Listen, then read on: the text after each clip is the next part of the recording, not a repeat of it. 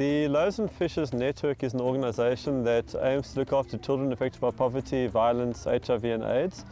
And the way we do it is we look after community-initiated creches or early childhood development centres in a holistic way, providing them with training in terms of early childhood development, providing infrastructure to the centres and providing feeding and other resources to the centres and to the children.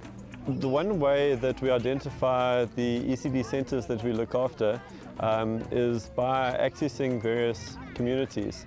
From the centres that we look after, they tend to identify other centres in areas, they tend to identify needs for us, and the more we get into the communities, the more these centres actually get identified to us. We also are starting to get a reputation.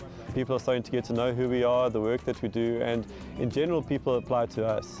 And then we do an assessment and evaluation of the centres to see, one, whether or not we have the resources at that time to be able to help them, and two, whether or not they're the type of centre that we can actually support and that needs our support. What happens is that the practitioners that are at our centres, they attend training to be able to care for children. What we do is we're trying for the practitioners to be able to stimulate children whilst they are at school, to be ready for a school-going age. So what happens here is that we've got a program that runs from 7:30 to 2 o'clock. When children are here, they are kept busy all the time.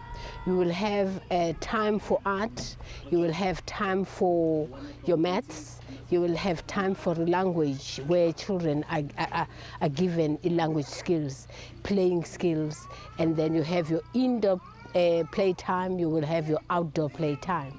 So our program goes like that, and then there will be eating time. So children in our centers are taught discipline. So if you want them to concentrate, to focus on whatever they are doing.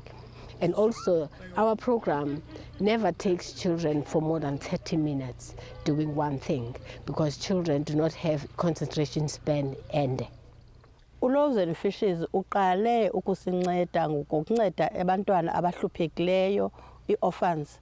Then ke ngoku waye ke ngoku wasinceda nange-training, usincede nge-training, wasinceda ukuba silapha singoomisi sibayi-3 oomisi abatreyinwe nguLoaves and Fishes, abayi-2 bano-level 4, oyi-1 usenza u-level 1, then ukhona oyi-1 ongekatreyinwa.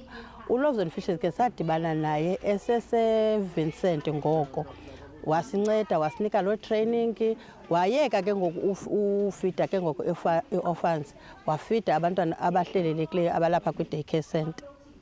Ndingathanda ukuthi well done, because undincede kakhulu uLoaves and Fishes.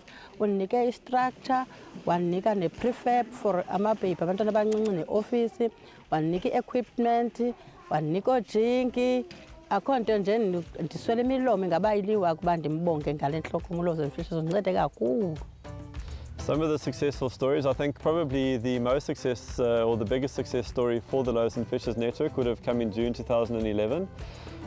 We won the SAMAFCO Beacons of Excellence Award for having the best early childhood development program in the country.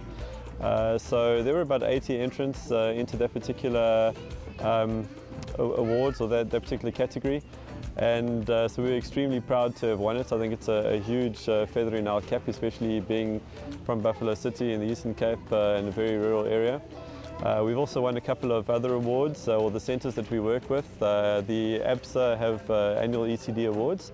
One of our centres won the best, or Lingaletu won the best centre in the Eastern Cape a few years ago.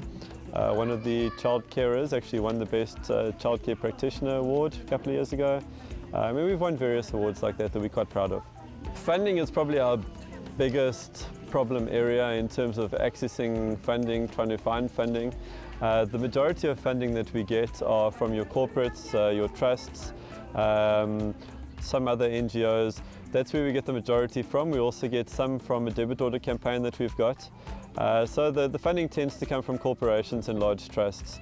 At this stage we get no government support whatsoever, and that is one of the areas that we are trying to develop support from, but at this stage we've been unsuccessful. All over the country, young